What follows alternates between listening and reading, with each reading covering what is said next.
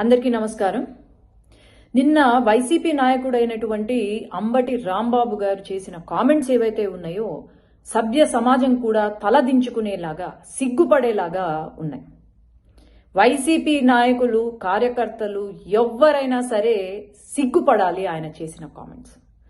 ఎందుకంటే రాజకీయాలు అంటే రాజకీయ నాయకులు అన్నా కూడా ఒక గౌరవము మర్యాద ఉంటుంది ప్రజల్లో. కానీ వీళ్ళు చేసే వికృత చేష్టాలకు మాటలకు అసలు రాజకీయ నాయకులంటేనే ఒక జోకర్లుగా లేదంటే రౌడీ వెధవలుగా గుర్తింపబడుతున్నారు.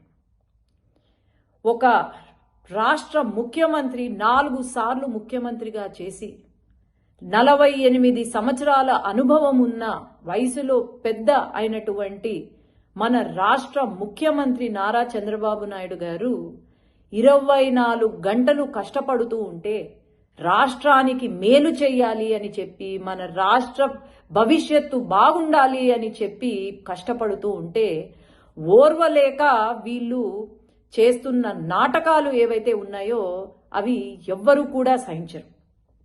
ఏంటండి ఆ మాటలు?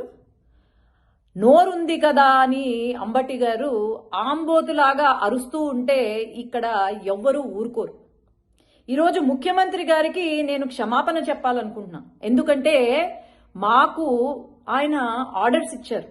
ఏంటి అంటే రాజకీయం అంటే ప్రొడక్టివ్గా ఉండాలా, డిస్ట్రక్టివ్గా ఉండకూడదు అని చెప్పి మీరు చేసే పని ఏదైతే ఉందో దానికి మీరు మంచి చెయ్యాలి, ప్రజలకు మీ నియోజకవర్గ ప్రజలకు మీ రాష్ట్ర ప్రజలకు మంచి చెయ్యాలి, ఎక్కడా కూడా నోరు పారేసుకోవద్దండి అని మాకు ఆర్డర్స్ ఇచ్చారు.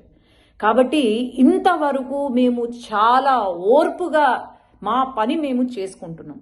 కానీ ఈరోజు ముఖ్యమంత్రి గారికి క్షమాపణలు ఎందుకు అంటే మీ గురించి మాట్లాడితే మాత్రము మేము ఊరుకునేది లేదు సార్.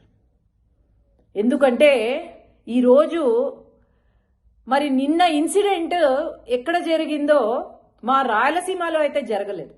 అదే గనుక రాయలసీమలో జరిగే ఉండుంటే కనుక కనీసం మీ కారు కూడా ముందుకు పోయేది కాదు అని నేను తెలియజేస్తున్నాను. కారుతో పాటు మా వాళ్ళు పాతి పెట్టేవాళ్ళు అని కూడా నేను తెలియజేసుకుంటున్నాను. ఏంటండి ఆ మాటలు? ఆంబోతులాగా ఊరి మీద పడ్డం కాదు. ఒక లాయర్